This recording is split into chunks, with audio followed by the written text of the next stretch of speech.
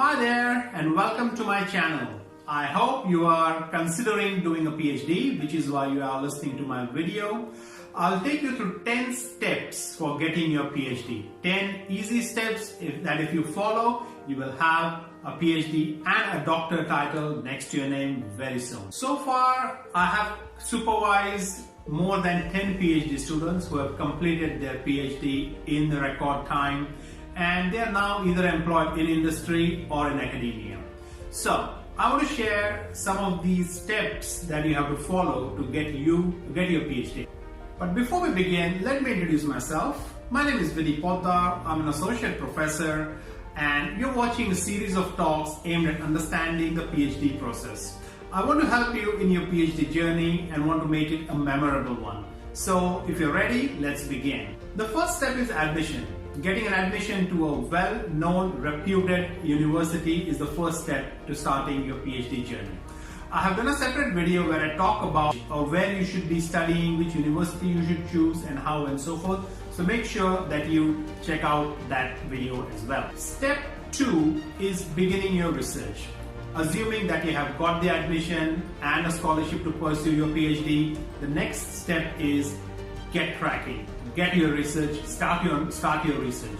You have 3 years time to make this thing happen. In Australia, we recommend students to finish their PhD in 3 years. Sometimes it can go up to 4, but preferably stick to 3 years. And it is doable. I have done it, most of my students have done it, so you can also do it too. So remember that when you start your research, it is easy to get lost. You have to make sure that you follow a proper timeline, make a proper project plan, consider your PhD as a project, and just follow that. Make sure that you meet all your deadlines that are set by your university.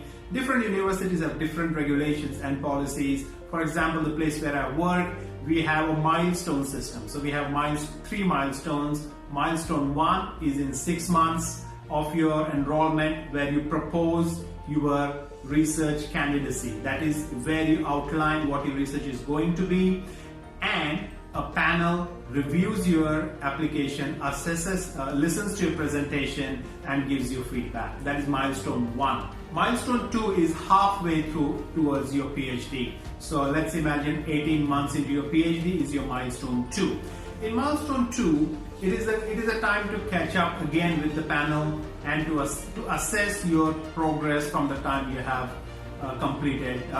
have started your PhD. We normally ask students to submit a written report, 3,000 or 4,000 words. If they have published any research papers, they could add that to that report as well. There is a presentation. You do the presentation to the panel members, again get feedback and continue your PhD. And the third milestone is milestone 3, which is just before submission of your thesis for examination and defense. So that is the last bit. It is a time to get feedback for the last time from the committee. They will look at your presentation, ask you questions, listen to your research findings, and if they feel there is anything that you should substantiate, they can give you feedback and you can incorporate that prior to making your final submission. So that is the first step, that is getting your research done. The third step in your research journey is to consistently publish whatever you research. It is a good habit to have a number of publications, research papers in form of journals or conferences that you publish throughout your journey of PhD within these 3 years. It is important because it shows that your research is peer reviewed. It is something very important when you submit your thesis for examination. If your thesis goes for examination without any research publications, that is a big risk that you would take as a PhD candidate. Most of the time, my students would have at least 5, 6, 10 publications that go with their thesis. It makes your thesis strong enough, and it gives the reviewers or examiners of your thesis the opportunity to understand that this is something really, this work is really good because a lot of effort has gone into it. It has been published in top journals and conferences. So they also have a belief, they also have confidence in the thesis that they are examining. Most likely you are going to get really good comments and feedbacks from the examiners. So make sure that you publish as you go, and make sure there is also a video that I have done where I talk about how to publish, what should be your publication strategy. Make sure that you listen to that video as well. The fourth step or the fourth phase in your PhD journey is to participate in conferences, international conferences or national domestic conferences, because it gives you an opportunity to connect with researchers in your field. And it is very important because it may be that some research opportunities or collaboration opportunities emerge because of your interaction with a fellow researcher at a conference. Conferences are also good because you might meet some people or senior researchers or academics within the field with whom you might work after your PhD. So it is a good idea to go and network at a conference and understand what others are doing, learn from them.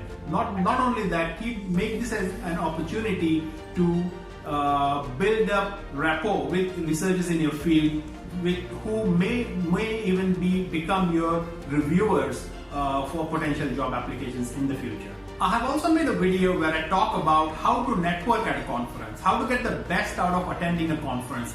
Please make sure that you listen to that video as well, because there's a lot of preparation that goes behind the scenes before you actually attend a conference. And when you are at a conference, you have to make sure that you get most out of the conference. And how to do that? Listen to my video for the tips and tricks for attending a conference. Step 5. Step 5 is writing your thesis. Most of the students would begin writing their thesis in the last year, which is the third year or so. However, I strongly recommend that you write your thesis or start writing the thesis as you progress with your PhD. It is a very daunting task to complete the PhD thesis in the last year, but if you are writing regularly, it makes the job much easier. Like I said before, most of my students would publish their research papers as they are progressing through their PhD. So having those papers ready, they can easily go into your thesis and help you build up your thesis fairly quickly. If you haven't published so far, or if you are at a stage that you're in the third year of your PhD and listening to my video, I would suggest start writing now, because it is a fairly extensive exercise to get your thesis ready for submission. There will be multiple drafts that you have to work on and so on. I have also done a complete video on how to write your PhD thesis. Make sure that you check that out too. The next step is PhD defense. This is a step where you are given the opportunity to present your research and your research findings to a panel or a committee. You will do a presentation and the panel members would question you, ask you different questions about your findings, and it is an opportunity for you to defend what you have done. Step 7 is submitting your thesis for examination. Normally, your supervisor would identify a couple of examiners who would review your thesis. You do not know who the examiners are going to be. The thesis, you would submit your thesis to your research office, and they would arrange for that thesis to be examined by the examiners that the supervisor has appointed. So that is the next step of your thesis. Step 8 is addressing examiners' comments. It may take up to 6 or 8 weeks for examiners to come back to you with their review on your thesis. Once you receive this review, you have to look at all individual feedback that the reviewers have given and try to accommodate all the reviews that you can. In some instances, it may be possible, it may happen that you do not agree with the feedback that the reviewer has provided, in which case you should discuss that with your supervisor and decide on a strategy on how you're going to address that aspect. I have done a separate video on this topic, so make sure that you check that as well. The next step is final submission of your thesis. In this step, what you do is you have already addressed the reviewer's comments, you have revised your thesis, you got it approved from your supervisor, you then go and print your thesis, bind it as per the university requirements, and submit it to the research office.